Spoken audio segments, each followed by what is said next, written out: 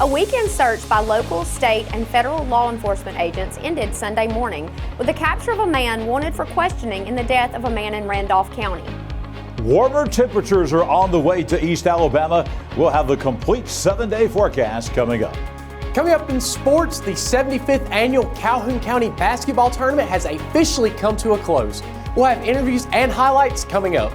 EAN Local News starts right now.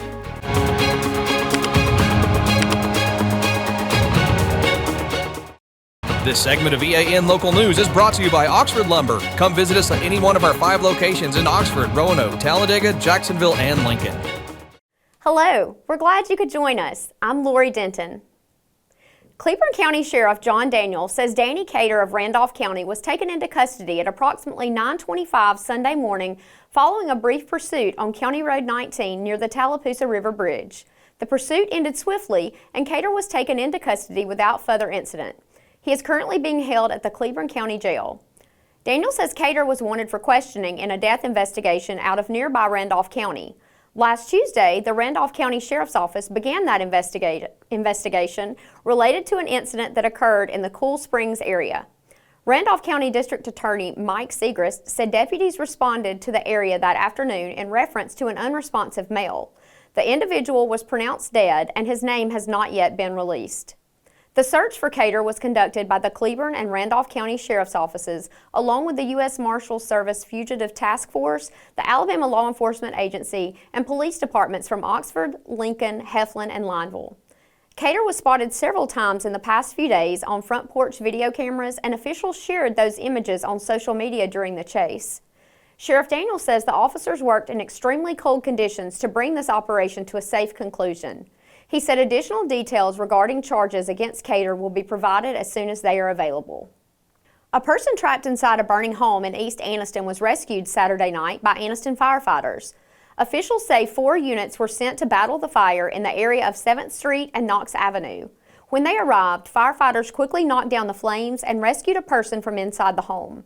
The victim, whose name was not released, was taken to the hospital and treated for minor injuries. A structure fire broke out around 5 p.m. Saturday afternoon on Heaslets Road in Talladega County, according to the Lay Lake Volunteer Fire Department. Fire crews arrived on scene in under 8 minutes after receiving the 911 call and found a single-wide trailer fully involved in flames. Fire suppression efforts were successful and the blaze was declared extinguished by 5:30 p.m. Due to the extensive damage, the trailer and all contents were deemed a total loss. A dog inside the home was unable to escape before first responders arrived. The Childersburg Fire and Rescue Department took 1 person from the scene to a local hospital. No additional injuries were reported. A recent drug bust led to several arrests. Details when we return. For over 60 years, Oxford Lumber has been servicing our area, and our customer service has always been our main focus. Our customer service is what sets us apart from anyone else. From the moment you enter, our highly trained staff will treat you like family. To enthusiastically provide total customer satisfaction within a positive and self-fulfilling employee relations environment. Visit us at any of our 4 locations or at oxfordlumber.com. This segment of EAN Local News is brought to you by WM Grocery, located in Heflin, Wadowee, Roanoke, and in Piedmont. The St. Clair County Drug Enforcement Unit made multiple arrests last week after executing a narcotics search warrant at a residence on Florida Road in Pell City. Investigators say 3 people were taken into custody during the search on Thursday.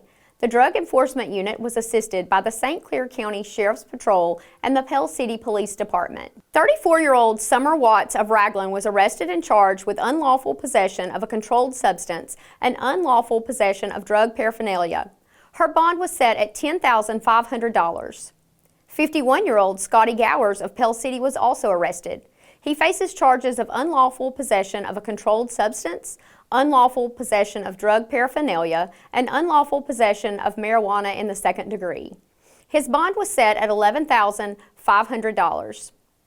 34-year-old Tiffany Rayner of Pell City was arrested and charged with unlawful possession of a controlled substance, unlawful possession of drug paraphernalia, and being a certain person forbidden to possess a firearm. Her bond was set at $20,500.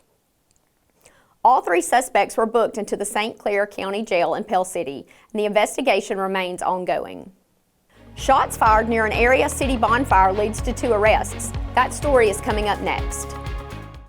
Since 1993, WM Grocery has been a major part of our local community. WM offers the very best in fresh produce and an outstanding meat department. WM also has many local products not found anywhere else and fresh sushi every day. If you need an event catered, come see Mrs. K at any WM store. Curbside pickup is also available for your online grocery orders. Be sure to download the WM app for all the deals of the week and shopper rewards. Go check them out today at any of their locations. We take pride in our community and appreciate your business. Life doesn't stop for car service, and now it doesn't have to. With the Ford Mobile Service Van from Buster Miles Ford, our certified technicians come to you for oil changes, brake service, tire rotations, battery tests, and more. It's the same trusted service now delivered right to your driveway. Schedule your Ford Mobile service today at bustermilesford.com. This segment of EAN Local News is brought to you by Waldrop Metal Buildings, custom metal buildings built right here in Anniston. 1 adult and 1 juvenile were arrested last week by Rainbow City Police after police officers responded to a report of shots fired from the roadway in the area of Friendship Road. Officers were called to the scene and learned that several individuals were gathered outside a residence for a bonfire when a vehicle was observed driving past the location multiple times. The vehicle later stopped in the roadway and shots were fired toward the individuals gathered around the fire. During the course of the investigation, it was determined that one of the male occupants of the vehicle was the ex-boyfriend of one of the victims. The vehicle was located later that evening and was occupied by a juvenile suspect. Chase Anthony Paul, 19, of Hoax Bluff, was identified as the second suspect and was taken into custody at a separate location. Paul has been charged with 5 counts of attempted assault and 1 count of attempted domestic violence in the first degree, with a total bond set at $140,000. The juvenile has also been charged, but those court records are sealed because of the suspect's age. Because of this past weekend's extremely cold weather, Anniston's Ward 4 Town Hall, originally scheduled for Saturday, has been rescheduled for February the 28th. Councilwoman Julie Moss will meet with residents from 2 p.m. to 4 p.m. at the Hodges Community Center on Spring Valley Road in Golden Springs. Ward 4 residents are invited to share questions, concerns, and ideas directly with Councilwoman Moss. So how much longer will the cold weather be here? John Holder is in the EAN Weather Center with the details. John? Lori, the weather is going to trend warmer across East Alabama for the foreseeable future. We will detail those warmer temperatures coming up next. Big dreams deserve a strong foundation. Whether you're starting a business, building a backyard shop, or just need more space, Waldrop Metal Buildings is ready to help. Every project is built to fit your vision, your style, and your budget. Let's bring that dream to life. Call Waldrop today.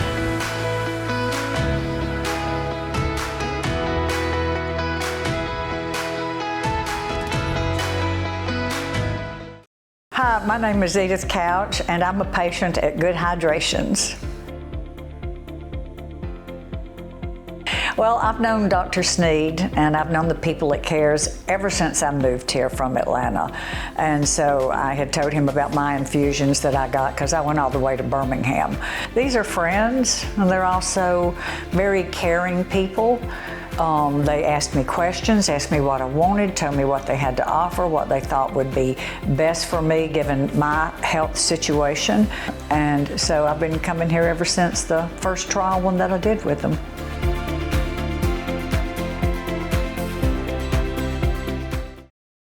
EAN News would like to thank all our commercial sponsors. Go check out our sponsors' links in the description below. Plenty of sunshine and blue sky again today across East Alabama. The difference, no wind chills to talk about, and the temperatures were at least tolerable today across the region. EAN weather cam with that blue sky. With the blue sky and sunshine, we warmed up to 52 today from a morning low of 16 degrees. That was almost 20 degrees below the average this morning, still below average on the daytime high today across East Alabama. Coming up tonight, increasing clouds, still cold, not as cold as it has been. We have no chance of rain with those increasing clouds. And the temperature tonight still below freezing, but only 30 degrees overnight. Coming up tomorrow, we've got some rainfall back in the forecast. We'll have cloudy skies in the morning hours, about 40 degrees in the middle of the morning. By the middle of the day at lunchtime, we're up to 53 degrees. And look at this, folks. Believe it or not, we are going to hit 60 degrees tomorrow afternoon, actually above average with some rainfall. The rainfall should hold off until mid-afternoon tomorrow, but we think by about 3 o'clock we'll be seeing a few rain showers, light in nature. But the big story tomorrow will be that temperature right there at 60 degrees.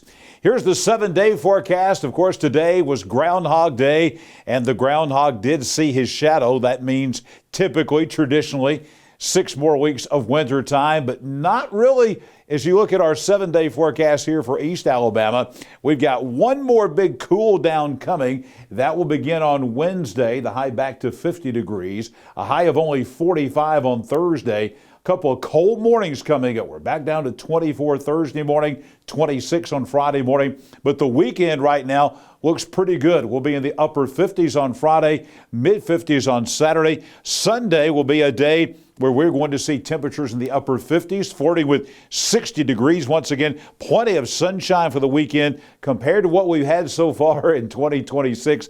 This is a pretty good looking weekend coming up. Nighttime lows again. We can deal with that. About 31 degrees Saturday and Sunday mornings. Our next chance of rain after tomorrow and tomorrow night, about a 50% chance of rain next Monday, but temperatures remain in the upper 50s. And we are looking at temperatures that are going to be way above average potentially coming up as we head into the middle part of February across East Alabama. Let's take a look at our drought. We need some rainfall. Here's the drought monitor. And as you can see, we wound up the month of January in pretty good shape. We got a big section of central Alabama with no drought at all. Here for us in East Alabama, just abnormally dry. Really the wettest, or I should say the driest weather has been in southeast Alabama. That is the only place really the drought remains is in this southeastern third of Alabama. But for us, just abnormally dry. January is typically our wettest month, and that was true this month with a lot of beneficial rainfall, kind of bringing us out of the drought here in East Alabama, and more on the way tomorrow and tomorrow night.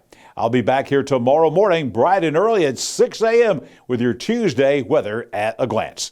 Coming up next after the break, Colby Amos will be back with your Monday Night Sports. Discover the elegance of fine jewelry at Couch's Jewelers. From timeless diamonds to stunning gemstones, every piece is crafted to perfection. Experience the quality in person. Your next treasure awaits. Visit us today in Anniston. The 75th annual Calhoun County Basketball Tournament has officially come to a close, bringing an end to nearly 2 weeks of intense competition, memorable moments, and championship-level performances from teams across the county. On the girls' side, history was made. After 13 long years of hard-fought battles and near misses, the Jacksonville girls basketball team can finally call themselves the Calhoun County Tournament champions. Jacksonville delivered a dominant performance in the championship game, overwhelming Oxford with a 60-16 victory to capture the program's first county tournament since 2012. From the opening set, Jacksonville set the tone with relentless defense and efficient offense, forcing turnovers and controlling the pace to build an early lead that continued to grow throughout the night. We spoke with head coach Corey Mize about how great this win felt. They're three-time, back-to-back. Oxford has a very impressive program they have.